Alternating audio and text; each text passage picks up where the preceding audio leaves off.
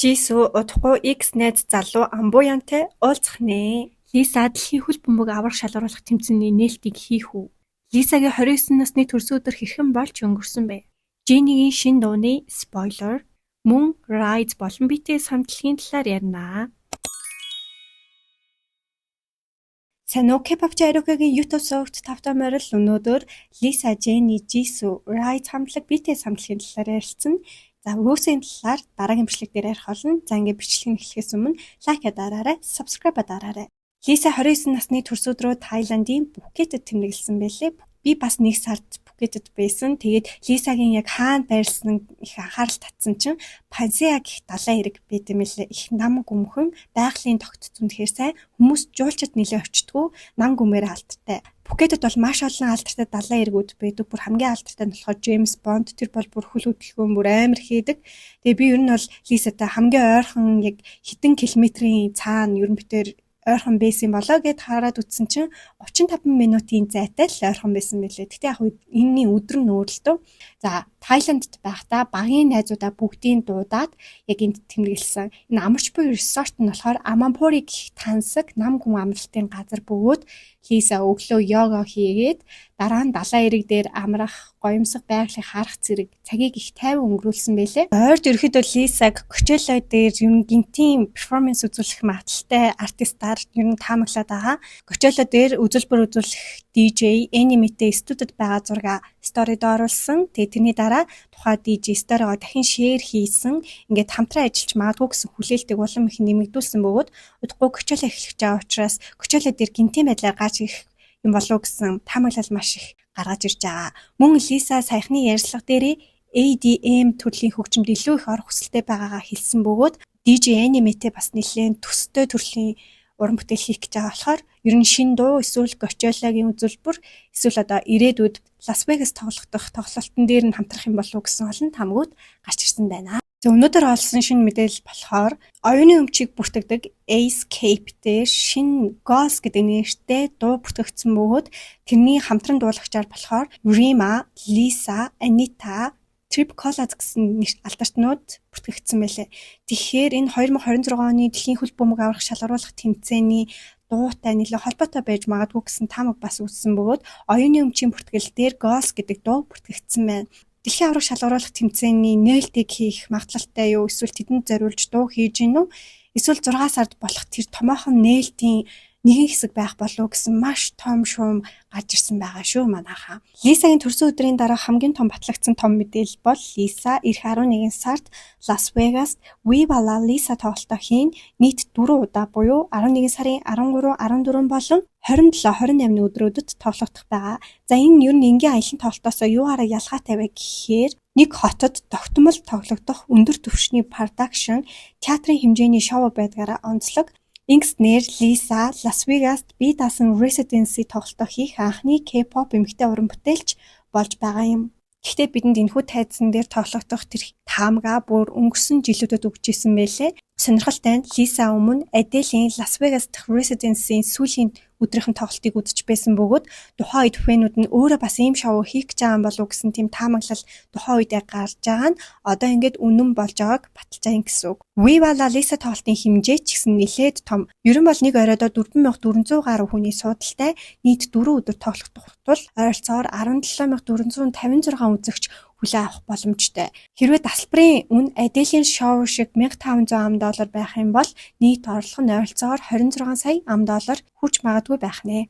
Үүнээс гадна Лиса өөрийн нэрийн эрхийг буцаан авч байгаа бөгөөд Monopoly болон Monopoly La Lisa нэр нь өмнө YG Entertainment хариалагддаг эзэмшдэг байсан бол одоо түүний өөрийн компани болох Elle Love руу шилжиж байгаа. Инкснэр Лиса YG-гээс хараат бус болж өөрийнхөө солон карьерийг хянах том алхам болсон гэж үзэж байна. За дараагийн мэдээ болохоор Jisoo X найз залуу болох Амбуйхантайгаа нэг газар уулзалтах чинь. Хаана уулзалтах вэ гэхээр 4 сарын 23-нд зохион байгуулагдах Францын Cannes хотод зохион байгуулагддаг олон улсын телевизийн цуврал наадмын нээлтийн арга хэмжээнд оролцох юм. Тухайн арга хэмжээнд бас нэгэн шагнал авах гэсэн таамаг бас гарч байгаа. Мөн сонирхол татж байгаа нэг зүйл нь болохоор Jisoo-гийн X найз залуу мөн энэ арга хэмжээнд оролцох бөгөөд фэнүүд нь тэдний уулзалт ямархуу байх бол гэж нэлээд их анхаарал сонирхлыг татж байна. За тэгээд туу удахгүй 4 сарын 23-нд улаан хэвсний ёслолоор юу болохыг харна да. Jisoo-гийн хувьд болохоор шинэ дуунууд дээр нэлээд идэвхтэй ажиллаж байгаа бөгөөд олон хөгжмийн видеонууд гаргана гэсэн. Jisoo ерөөхдөө бол Bubble болон Weverse application дээр нэлээд идэвхтэй байдаг. 4 сарын 1 буюу хүнийг хуурах нөө нийтмийн баяр Jisoo-д ерөөсө таалагддгүй. Мөн бас гэрийнхэн гадаа сакура дийлбэлж байгаа. Тэгээ яг Яруу Жалуу шиг гэж бас тэр сакурануудыг бас хошигнсон байлээ. Бас нэгэн фэн нь гадаад төрхтөө санаа зовж байгаагаа хэлэхэд Jisoo дотоод гоо сайхныг илүү чухал гэж зөвлөж өөртөө итгэхийг хүртэл уриалсан байлээ. Jisoo ерөөхдөө нэлээд фаны төрлийн хүн шигтэй хошигнох дуртай. Тэгээд ирүү дээр нь ерөөхдөө жижигхэн батг гарсан юм байна л да. Тэгсэн чинь Rose ерөөхдөө Hello Kitty-тэй батганы наалт Jisoo төгсөн юм байлээ. Тэгээд тэрэн дээрээ наасныхаа дараа Rose-гоос ингэж асуусан гэсэн. Энэ батганы наалтыг чи хугацаанд дууссан юм уу? Дуусаагүй үсттэй гэж асуусан гэж. Дахиад байгаал надаа аваад ирээч гэж бас хүссэн гэж илээ. Тэгээд ийм хөөхөн жижигэн юмудаа фэнүүдтэйгээ хуваалцах амар туртай байдаг. Бас ер нь бол фэнүүдийн хамгийн их хүндэлсэн зүйл нь юу вэ гэхээр саяхан Blackpink 5 дахь мини альбомоо буюу Deadline-аа цацсан. Яг түүнтэй зэрэгцээд өөрийнх бүрийн хэмжээний альбомоо цацаагүй хүлээгээд яг энэ альбомны дараа цацахаар тохируулсанд нь бас маш их фэнүүд нь хүндэтгэж байгаа юм билээ. Тэгээд ерөөдөө альбомны нээлтийг бас тэсэн ядан хүлээж байна. За Jennie Frankie Bikini гэх маш гоё шин коллекцийг гаргасан. Ер нь бол Jennie энэ коллекцийн дизайнд нь оролцсон бөгөөд өөрийн стил болох энгийн зөөлөн тухтай байдлыг тусгасан байна. Энэ зураг авалтыг ерөөдөө Хавайд хийсэн мэлээ. Хувийн дасгалжуулагчаа хүртэл дагуулж явсан бөгөөд тэр дасгалжуулагч нь бүр амттай идэхийг хүртэл хэсэг хугацаанд хоригдсан талаар бүр хошигнсон байлээ. Jennie шинэ дуу гаргах гэдэг ингэсэн таамгууд бас гарсан. Яагаад вэ гэхээр Extra L, Way Up, Filter гэдэг дуунуудын producer Dame Jennie-д баяр хүргэж дахин шинэ пост оруулсан бөгөөд soon буюу тухай гэсэн тийм captionтэй байсан. Jennie-ийн амжилт хүссэн постор тэнгуүтэй Kit Kat чихлаад тэгээд луу им нууцлаг хинтийг өгсөн байгаа. Одоо зуны K-pop чин зуны дуунууд гэдэг чинь үнэхээр гоё байдаг штэ. Тэгэхээр Jennie-д ер нь зуны шин дуу ер нь гарах гэж байгаа гэсэн таамаг үүссэн. За дараагийн ярих хамтлаг болохоор Rise.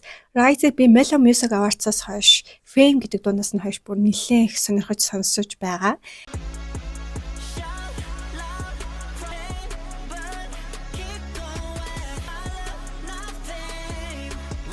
Rise хамтлагийн талаар юу вэ гэд хайсан чинь нөгөө Lollapalooza гэдэг нэг маш алдартай олон удаа зохион байгуулагддаг алдартай том улсуудад зохион байгуулагддаг фестивал Чил дээр 3 сар зохион байгуулагдсан байлээ Чил улсад. Тэгээ Чил дэх тоглолтын үеэр нэгэн фэн Rise-ийн тоглолтыг үзэж хагаад хулгайн халдлахад өртсөн тухайга сошиал дээр бичсэн. Тэр нь болохоор $5,500 үнэтэй камера алдсан байх нь. Уг фестивалийн үеэр бичлэг хийж байсан чинь бичлэгт гарсан нэг эмэгтэй түүнийг түлхэж унгаагаад камерыг нь булаа авч цугцсан байна. Дараа нь тэр фэн нөгөө камера хангаар концертын талбай дээр хулгай хийсэн хүмүүсийг дахин олж хараад тэдэнтэй нүүр тул уулцсан. Тэр бүр өөрийн камерыг энэ хулгайсан хүний цүхэн дотор байгаа хүртэл харсан гэдгийг хэлсэн. Даанч хэлний бэрхшээл буюу одоо өөр хоорондын хэлнээс болоод нөхцөл байдал илүү төвөгтэй болсон байна. Тэгээд $5,500 камера авч чадаагүй гэсэн тийм нийтлэл бичсэн байсан. Тэгээ энэ дээр ерөөхдөө хүмүүс бол хоёр хуваагдчихсан. Нэг нь юу вэ гэхээр угаасаа иймэрхүү том фестивал, иймэрхүү тоглолтын дээр камера авахыг угаасаа хоригддаг штеп. Хүмүүс байхад нөгөөх нь чилдэх K-pop шүтэн бишгчэд бас ийм дээрэнгүй амар байд юм биш штеп гэсэн тийм мэдээлэл бас явж байгаа юм билээ.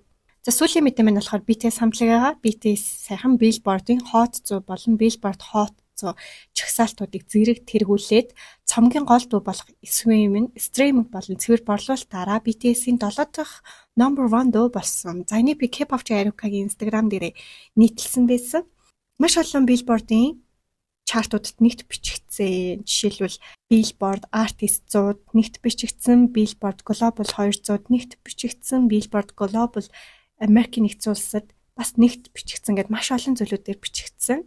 Тус хамтлагийн 5 дахь студийн цомог болох Arirang нь Америкийн нэгдсэн улсад бүр 641,000% борлогдож чагсаалтыг тэргүүлсэн байгаа.